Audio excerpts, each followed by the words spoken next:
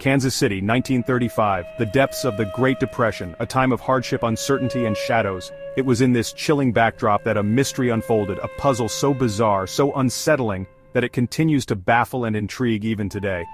This is the story of Room 1046, a place where the ordinary facade of a bustling hotel gave way to an abyss of unanswered questions, a vortex of eerie clues, and a murder shrouded in an impenetrable veil of secrecy.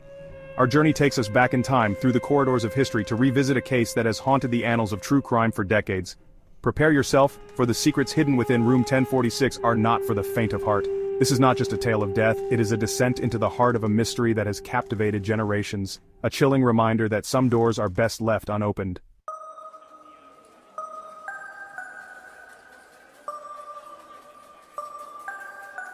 The scene is set at the President Hotel, a once grand establishment, now bearing the weight of a gruesome discovery. It was here, within the walls of Room 1046, that a man was found dead, his lifeless form sprawled on the floor, forever silenced by an unknown hand. The victim, a man registered under the assumed name of Roland T. Owen, becomes our enigma, a ghost from the past whose true identity remains elusive to this day. His presence in Room 1046, his purpose shrouded in mystery, is the first thread in a tapestry of chilling events. The year was 1935, a time when the world outside grappled with economic turmoil, but within the confines of this hotel room, a different kind of chaos was unfolding. The discovery of Owen's body sent shockwaves through the hotel, its guests, and the city's police force. This was no ordinary murder. The circumstances surrounding Owen's demise were as peculiar as they were unsettling. The room, locked from the inside, whispered tales of a struggle, of a life abruptly cut short, and a killer who vanished without a trace.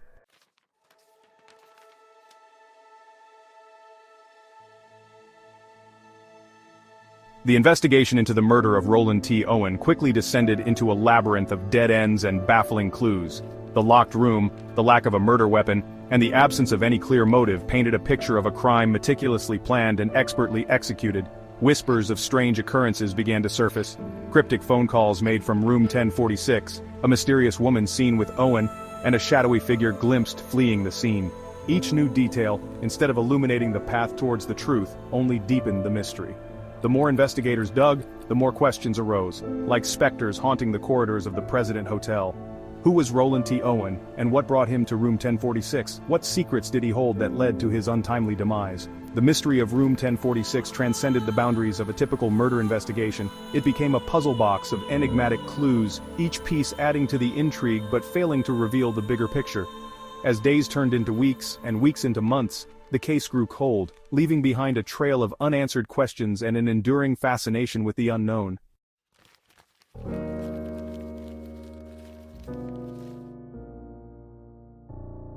Who was Roland T. Owen? This question, seemingly simple, became the cornerstone of the entire investigation, a riddle wrapped in an enigma. The man who checked into Room 1046 was an enigma, his past a blank canvas upon which investigators desperately tried to paint a picture, to find some clue, some thread that would unravel the tangled skein of his murder. Hotel records identified him as Roland T. Owen, but even this proved to be a cruel misdirection, a false name that only deepened the shadows surrounding his true identity. The man who met his end in that hotel room was a phantom, his real name, his true purpose in Kansas City, lost to the whispers of time. Some witnesses described him as being in his early 20s, while others placed him closer to 35. His physical appearance was equally elusive, described variously as athletic and muscular, yet also with a certain softness, a suggestion of vulnerability in his demeanor. The mystery of Owen's identity became a haunting refrain, echoing through the corridors of the investigation. Was he a drifter passing through, seeking anonymity in the heartland of America? Or was there a darker reason, a hidden past that led him to assume a false name, to seek refuge in the anonymity of a bustling city?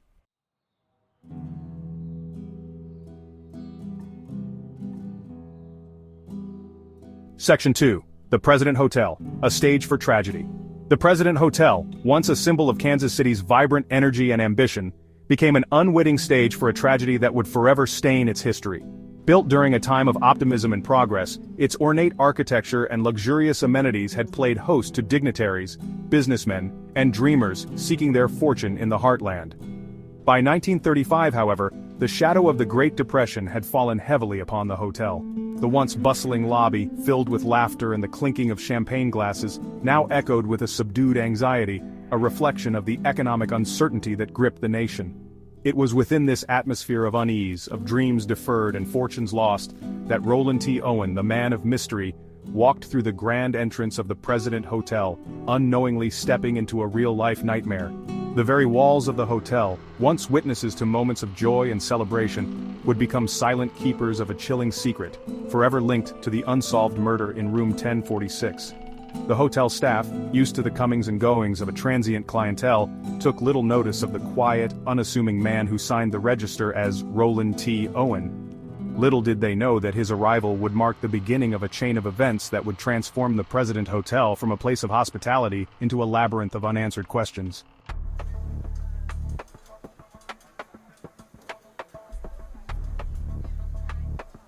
Section 3, Checking In, A Harbinger of Doom, January 2nd, 1935. The day began like any other at the President Hotel, the muted sounds of the city filtering in through the lobby windows. Guests came and went, their faces etched with a mixture of hope and worry, reflecting the uncertain times.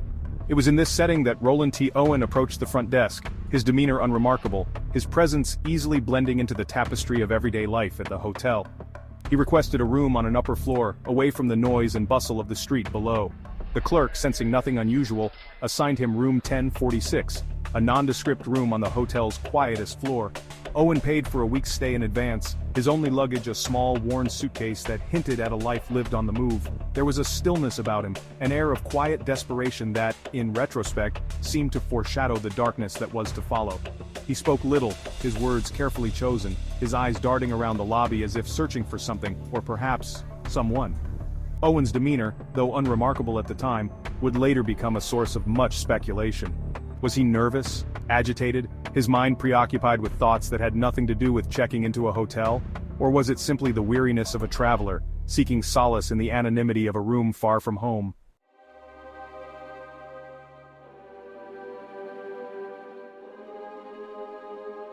Section 4. Strange Encounters. The mystery unfolds. The days following Owen's arrival were marked by a series of strange encounters and unsettling observations that, like pieces of a macabre jigsaw puzzle, began to form a picture of something deeply amiss. Hotel staff would later recall seeing Owen in the company of various individuals, their appearances as varied as their demeanors. One witness described a woman with striking red hair, her face partially obscured by a veil, visiting Owen's room. Another spoke of a muscular man, his face etched with hard lines and a menacing aura, entering room 1046, only to leave hours later, his face pale, his hands trembling. Then there were the phone calls. Late at night, the hotel operator would receive calls from room 1046. Owen's voice a hushed whisper, his words barely audible. He spoke of threats, of a darkness closing in, of a secret he feared would be his undoing. These cryptic conversations, laced with paranoia and fear, served only to deepen the mystery surrounding Roland T. Owen. Who were these shadowy figures that moved in and out of his life? What secrets were they privy to, and what role did they play in the events that culminated in his untimely demise?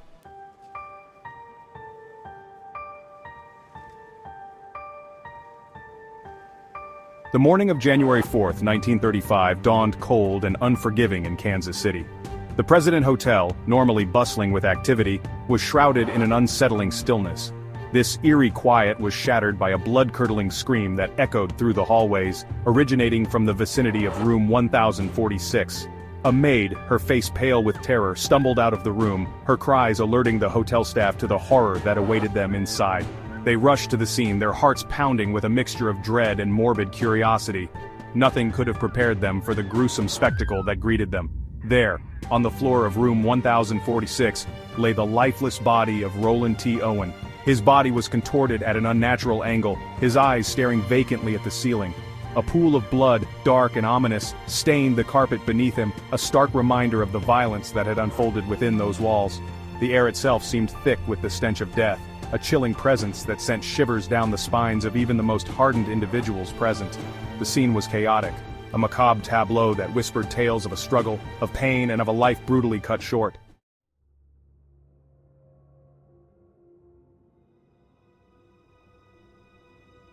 As the initial shock subsided, the weight of the situation began to sink in. A murder had been committed within the walls of the President Hotel, a place where guests sought refuge, not a violent end. The locked room, however, presented a perplexing challenge, deepening the mystery surrounding Owen's demise. The door to room 1046 had been locked from the inside, the key still in the lock on the inside of the door. There were no signs of forced entry, no broken windows, no indication of how the killer could have entered or left the room without attracting attention. The room itself was in disarray, furniture overturned, bedsheets askew as if a violent struggle had taken place. Yet, amidst the chaos, there was a chilling order, a sense that certain items had been deliberately moved or concealed. This meticulously staged scene pointed towards a calculated act, a crime planned and executed with a chilling precision that defied easy explanation. The locked room became a symbol of the enigma that was the murder of Roland T. Owen, a silent witness to a crime that seemed to defy the very laws of logic.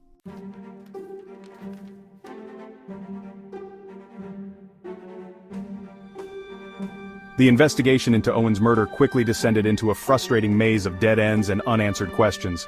The lack of a murder weapon, coupled with the absence of a clear motive, only amplified the sense of bewilderment that hung over the case. A thorough search of room 1046 yielded no trace of the instrument used to inflict the fatal wounds on Roland T. Owen. It was as if the weapon had vanished into thin air, taken by the killer as a chilling memento of the crime. The motive, too, remained an elusive phantom. Owen, a man seemingly living under an assumed identity, had no known enemies, no obvious reason to become the target of such a brutal attack. His past, shrouded in mystery, offered no clues, no whispers of a motive that could explain his untimely demise. The absence of these crucial pieces of the puzzle only deepened the mystery surrounding room 1046. It was as if the killer had anticipated every move, erasing their tracks with meticulous care, leaving behind a void that investigators struggled to fill.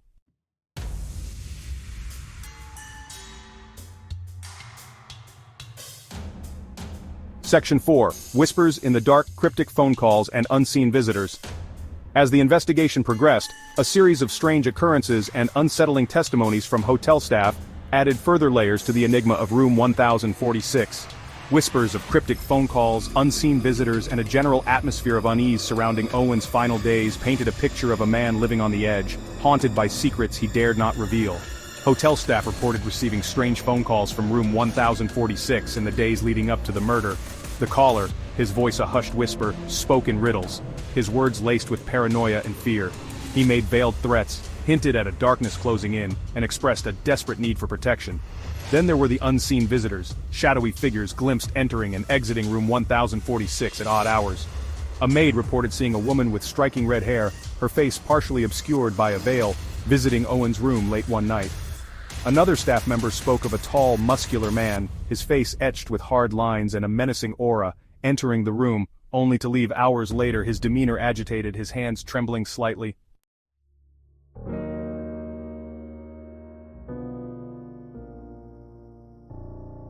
Section 5. The mysterious woman in room 1046, a femme fatale or a phantom. Of all the strange occurrences surrounding the case, the most enduring mystery was that of the mysterious woman seen with Roland T. Owen. Described by witnesses as strikingly beautiful with fiery red hair and piercing blue eyes, she became a symbol of the intrigue and unanswered questions that haunted the investigation. Some speculated that she was a lover, drawn into Owen's web of secrets and ultimately caught in a deadly game. Others believed her to be an accomplice, a femme fatale who used her charm to lure Owen to his demise. One particularly chilling account placed the woman in room 1046 shortly before the murder. A hotel maid claimed to have seen her leaving the room, her face pale, her clothes slightly disheveled, as if she had just witnessed something horrific. Despite numerous attempts to identify and locate her, the mysterious redhead vanished without a trace, leaving behind a trail of unanswered questions. Was she a figment of an overactive imagination, a phantom conjured up by the weight of the unfolding tragedy? Or was she a key player in the deadly game that had played out within the walls of room 1046, her true identity and motives lost to the shadows of time?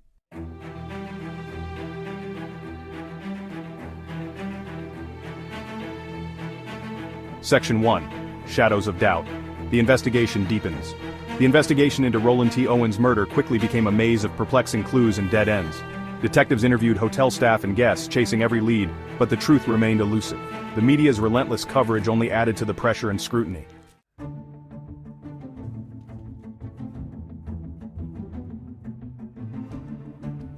Section 2. A tangled web. Theories and suspicions emerge. As the investigation stalled, a web of theories emerged, each more unsettling than the last. Some whispered of a love triangle, others of organized crime, and some suggested Owen was a fugitive. Theories haunted the hallways of the President Hotel, reflecting the city's fear and uncertainty.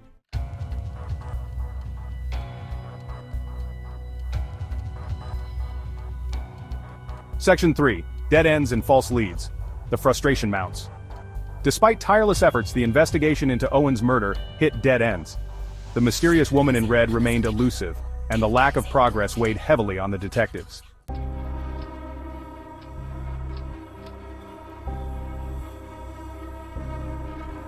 Section 4. The case of the missing fingerprints, a forensic enigma. The absence of fingerprints in room 1046 baffled investigators. It was as if the killer had navigated the room without leaving a trace, defying the laws of physics. The missing fingerprints highlighted the limitations of forensic science in 1935.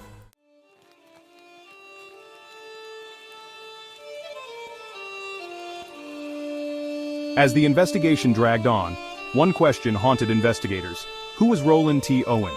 Detectives circulated Owen's photograph nationwide, hoping someone would recognize him. Despite their efforts, Owen's true identity remained elusive, his past a blank slate. The mystery of his identity became intertwined with the mystery of his murder.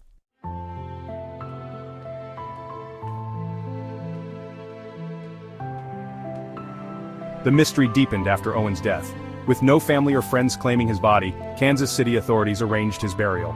An anonymous benefactor covered the expenses, fueling speculation about Owen's connections. The funeral was a somber affair, attended by curious onlookers and law enforcement officials.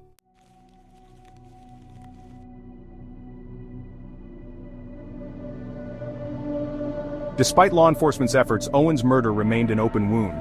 The case, officially closed in 1936, continued to captivate and confound. Numerous theories have been proposed, from organized crime connections to mysterious love triangles. The enduring fascination with the case speaks to our desire to make sense of the senseless.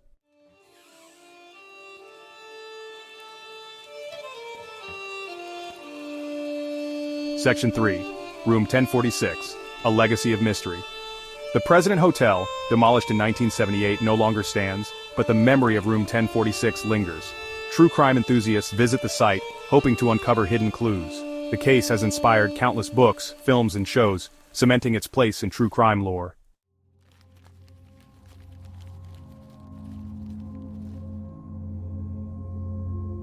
Section 4. The Unanswered Questions. A haunting reminder.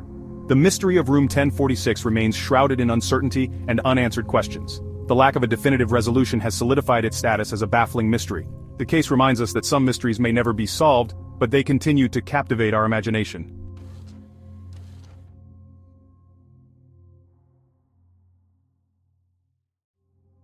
Section 1. The Unsolved Cipher.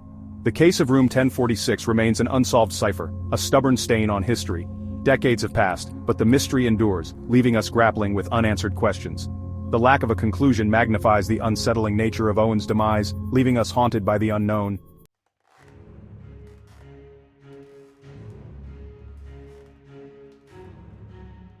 Section 2. A haunting in every hotel. The enduring legacy of Room 1046 extends far beyond the confines of a single hotel room, a single murder, a single unsolved case. It has seeped into our collective consciousness, transforming the mundane act of checking into a hotel room into a subtle act of trepidation. Every flickering light in a deserted hallway, every muffled sound from a neighboring room, every locked door whispers tales of hidden lives, untold stories, and the unsettling possibility that we may not truly know who or what lurks behind closed doors. The case serves as a chilling reminder that the veneer of civilization is thin, that darkness can lurk beneath even the most ordinary facades, and that some mysteries are destined to remain unsolved, their shadows stretching out to touch us all. So, the next time you find yourself in a hotel room, alone with your thoughts, remember the story of Roland T. Owen, the man who checked into Room 1046 and never checked out. Listen closely, for the walls may whisper his name, a chilling reminder that some stories never truly end, they merely fade into legend, their mysteries echoing through the corridors of time. And if you hear a knock at your door, a soft, insistent rapping, think twice before answering, for the mysteries of Room 1046 may be closer than you think.